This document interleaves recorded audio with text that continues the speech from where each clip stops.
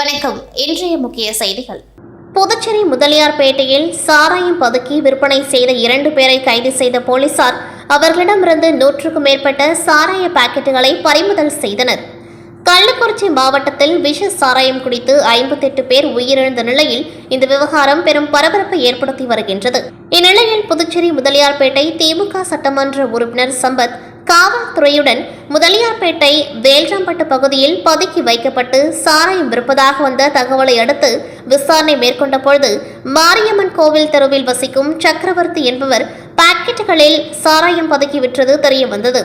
இதனையடுத்து அவரது வீட்டில் சோதனை மேற்கொண்ட போலீசார் மற்றும் சட்டமன்ற உறுப்பினர் சக்கரவர்த்தி மற்றும் அவரது மகன் ராஜன் ஆகியோரை கைது செய்து அவர் வீட்டிலிருந்து 100க்கும் மேற்பட்ட சாராய பாக்கெட்டுகளை பறிமுதல் செய்து காவல் நிலையம் அழைத்து சென்று விசாரணை மேற்கொண்டு வருகின்றனர். புதுச்சேரியில் மின் கட்டண உயர்வு நடைமுறைக்கு வரவில்லை என்றும் மறுபரிசீலனை செய்ய வலியுறுத்தியுள்ளதாகவும் அமைச்சர் நமச்சிவாயம் தெரிவித்தார். புதுச்சேரி தாகூர் அரசு கல்லூரி விழாவில் பங்கேற்ற பின் செய்தியாளர்களை சந்தித்த அமைச்சர் நமச்சிவாயம் புதுச்சேரியில் மின் கட்டண உயர்வு நடைமுறைப்படுத்தப்படவில்லை என்றும் மின் கட்டண உயர்வை மறுபரிசீலனை செய்ய வலியுறுத்தி மின்சார ஒழுங்குமுறை ஆணையத்திற்கு கடிதம் எழுதியுள்ளதாகவும் மக்களை பாதிக்கும் வகையில் மின் கட்டணம் உயர்த்தப்படாது என தெரிவித்தார். மேலும் கள்ளக்குறிச்சி கள்ளசாராயம் விற்பனை விவகாரத்தில் மெத்தனால் புதுச்சேரியிலிருந்து வந்தது என்ற புகார் குறித்து புதுச்சேரி அரசும் தீவிர விசாரணையை நடத்தி வருகின்றது. இந்த விவகாரங்களில் புதுச்சேரி கலால்துறை, காவல்துறை, தொழில்துறை ஆகியவை தீவிரமாக ஆய்வு செய்து வருகின்றது என்றார். புதுச்சேரியில் அப்பா மருமகனை கொலை செய்த குற்றவாளியை போதிய ஆதாரம் இல்லாததால் விடுதலை செய்ததுடன் அவரது ஆயுள் தண்டனையும் ரத்து செய்து நீதிமன்றம் உத்தரவிட்டுள்ளது பரபரப்பை ஏற்படுத்தியுள்ளது. புதுச்சேரியில் கடந்த 2017ஆம் ஆண்டு சொத்து பிரச்சினை காரணமாக அப்பா மற்றும் மருமகனை கொலை செய்த வழக்கில் சிவக்குமார் என்பவரையும் கொலையை மறைக்க உதவிய அவரது தாய் வசந்தாவையும் கோரிமேடு போலீசார் கைது செய்தனர். இந்த வழக்கு புதுச்சேரி நீதிமன்றத்தில் நடைபெற்று வந்தது. நேற்று விசாரணைக்கு வந்த இந்த வழக்கில் சிவக்குமார் தரப்பில் மூத்த வழக்கறிஞர் NR இளங்கோ ஆஜராகி வழக்கின் முதல் சாட்சியான மனுதாரரின் சகோதரியும் மற்ற சாட்சிகளில் ஓரிருவரும் பிறர் சாட்சிகளாக மாறியிருக்கின்றார்கள். அத்துடன் சாட்சிகளின் வாக்குமூலத்திலும் குளறுபடிகள் உள்ளன.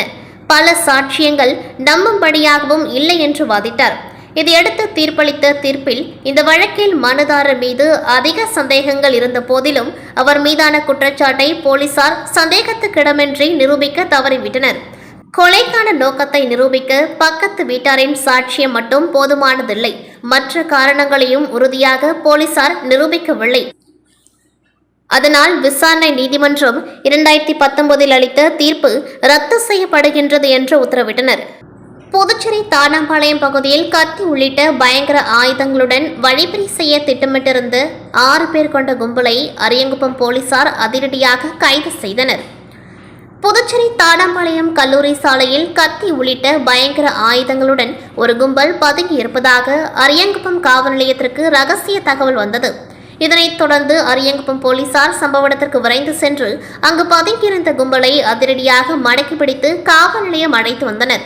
போலீசார் விசாரணையில் திபுராயப்பேட்டை தினேஷ், புதுசாரம் சுரேஷ், பூரணங்குப்பம் ஆனந்த்ராமன், அபிஷேகப்பாக்கம் ஜெயபிரதரன், உருவையாறு வித்யாசாகர் மற்றும் சுப்பைய நகரை சேர்ந்த மணியழகன் என்பதும் வழிப்பறி செய்யும் நோக்கில் திட்டமிட்டு பதுங்கியிருந்ததும் தெரிய வந்தது. தொடர்ந்து 6 பேரையும் கைது செய்த போலீசார் அவர்களிடமிருந்து 3 பைக்குகள், செல்போன்கள் மற்றும் கத்தி உள்ளிட்ட பயங்கர ஆயுதங்களை பறிமுதல் செய்தனர். பின்னர் நீதிமன்றத்தில் ஆஜர்படுத்தி காலப்பட்டு மத்திய சிறையில் அடைத்தனர். புதுச்சேரி மாநிலத்தில் மூடி கிடக்கும் ரேஷன் கடைகளை விரைவில் திறந்து மக்களுக்கு ரேஷன் பொருட்கள் வழங்கப்படும் என்று புதுச்சேரி மாநில குடிமைப்பொருள் வழங்கல் துறை அமைச்சர் சாய் சரவணன் தெரிவித்தார். புதுச்சேரி மாநிலம் காரைக்கால் அடுத்த திருநள்ளாறில் அமைந்துள்ள உலக புகழ்பெற்ற ஸ்ரீ சனீஸ்வர பகவான் ஆலயத்தில் புதுச்சேரி மாநில குடிமைப்பொருள் வழங்கல் துறை அமைச்சர் சாய் சரவணன் இன்று சுவாமி தரிசனம் செய்தார். முன்னதாக கோவில் நிர்வாகம் சார்பில் அமைச்சருக்கு சிறப்பு வரவேற்பு அளிக்கப்பட்டது. அதைத் தொடர்ந்து அமைச்சர் சாய் சரவணன் செய்தியாளர்களிடம் கூறியதாவது: புதுச்சேரி முதலமைச்சர் மற்றும் ஆளுநர் அறிவித்தது போல் புதுச்சேரி மாநிலத்தில் மூடி கிடக்கும் ரேஷன் கடைகள் விரைவில் திறந்து ரேஷன் பொருட்கள் பொதுமக்களுக்கு வழங்கப்படும் என்றும் பாரத பிரதமர் நரேந்திர மோடி 3வது முறையாக பிரதமராக வாக்களித்த அனைத்து மக்களுக்கும் நன்றி தெரிவிக்கின்றேன் என்று அமைச்சர் சாய் சரவணன் தெரிவித்தார். HP கேஸ் நடத்திய பாதுகாப்பு விழிப்புணர்வு மற்றும் விளையாட்டு போட்டியில் கலந்து கொண்டு வெற்றி பெற்ற பெண்களுக்கு அமைச்சர் சாய் ஜே சரவணகுமார் பரிசு வழங்கினார். ஊசுடு சட்டமன்ற தொகுதிக்குட்பட்ட கூடப்பாக்கம் மந்துவெளி திடலில் HP கேஸ் மற்றும் LPG முகவர்கள் இணைந்து நடத்திய மாபெரும் பாதுகாப்பு விழிப்புணர்வு மற்றும் எரிவாயு சம்பந்தமான உபகரணங்களின் மாபெரும் விற்பனை மேளாவானது நடைபெற்றது. இதில் பெண்களுக்கான சமையல் போட்டி, கோலப் போட்டி, மியூசிக்கல் சேர் போட்டி மற்றும் கயிறு இழுத்தல் போட்டி ஆகியன நடைபெற்றது. இதில் சிறப்பு விருந்தினராக தொகுதியின் சட்டமன்ற உறுப்பினரும் குடிமைப்பொருள் வழங்கல் மற்றும் நுகர்வோர் விவகாரங்கள் துறை அமைச்சருமான சாய் ஜே சரவணகுமார் மற்றும் ரீஜனல் மேனேஜர் பல்லாஸ் பருவா ஆகியோர் கலந்து கொண்டு பல்வேறு போட்டிகளில் கலந்து கொண்டு வெற்றி பெற்றவர்களுக்கு பரிசு வழங்கினர். நிகழ்ச்சியில் LPG கேஸ் மேலாளர் சசிவரதன், புதுச்சேரி LPG முகவர்கள் முருகன், ராஜராஜன் மற்றும் பலர் கலந்து கொண்டு சிறப்பித்தனர். மேலும் பொதுமக்கள் திரளாக கலந்து கொண்டு நிகழ்ச்சியை சிறப்பித்தனர். நிகழ்ச்சிக்கான ஏற்பாடுகளை HP கேஸ் ஏஜென்சியின் உரிமையாளர் முருகன் செய்திருந்தார்.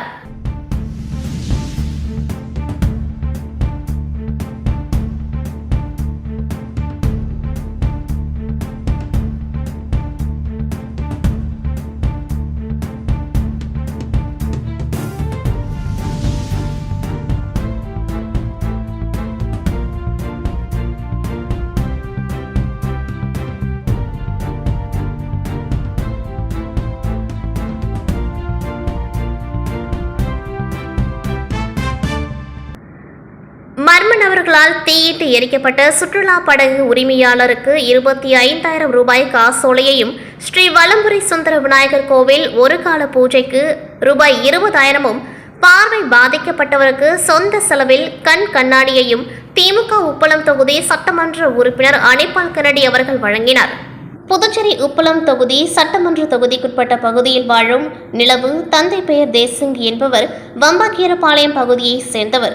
இவர் சுற்றுலா பயணிகள் பயணம் செல்லும் படகை தயார் செய்து வைத்திருந்தார். அவரது படகை மர்ம நபர்கள் தீயிட்டு எரித்து விட்டார்கள்.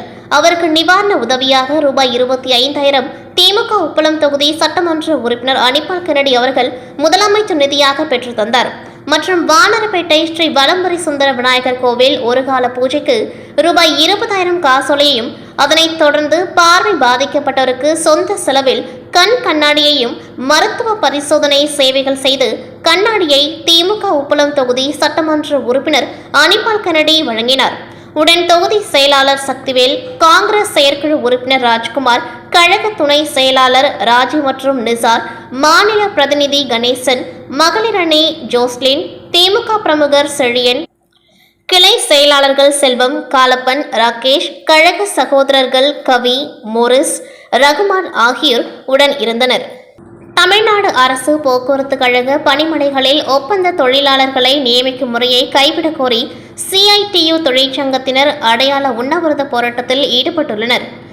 தமிழ்நாடு அரசு போக்குவரத்து கழகத்தில் காலியாக 25,000 பணியிடங்களை நிரப்பி அனைத்து அரசு பேருந்துகளையும் முழுமையாக இயக்க வலியுறுத்தியும், பணியில் இருக்கும்போது மரணமடைந்த 5,000க்கும் மேற்பட்ட தொழிலாளர்களின் வாரிசுகளுக்கு வேலை வழங்க வலியுறுத்தியும், நவீன அடிமைத்தனத்திற்கும் சுரண்டலுக்கும் வித்திடும் வகையிலும் தொழிலாளர்கள் மத்தியில் பிளவை ஏற்படுத்தும் ஒப்பந்த ஊழியர்களை பணியில் சேர்க்கும் தமிழக அரசின் முடிவை கைவிட வலியுறுத்தியும், புதிய ஓய்வூதிய திட்டத்தை கைவிட வேண்டும் என்பன உள்ளிட்ட பல்வேறு கோரிக்கைகளை வலியுறுத்தி புதுச்சேரி மறைமலை அடிகள் சாலையில் உள்ள தமிழ்நாடு அரசு விரைவு போக்குவரத்து கழக பேருந்து நிலையம் முன்பு போக்குவரத்து தொழிலாளர்கள் மற்றும் CITU தொழிற்சங்கத்தினர் ஒரு நாள் அடையாள உண்ணாவிரத போராட்டத்தில் ஈடுபட்டு வருகின்றனர். தமிழக வெற்றி கழகத்தின் தலைவர் விஜய் பிறந்தநாள் விழா காரைக்காலில் வெகு விமர்சையாக கொண்டாடப்பட்டது. தமிழக வெற்றி கழகத்தின் தலைவர் விஜயின் 50வது பிறந்தநாளை முன்னிட்டு காரைக்கால் மாவட்டம் நிரவி திருப்பட்டினம் தொகுதியில் மும்மத தலங்களிலும் தொகுதியின் சார்பாக வழிபாடு நடைபெற்றது.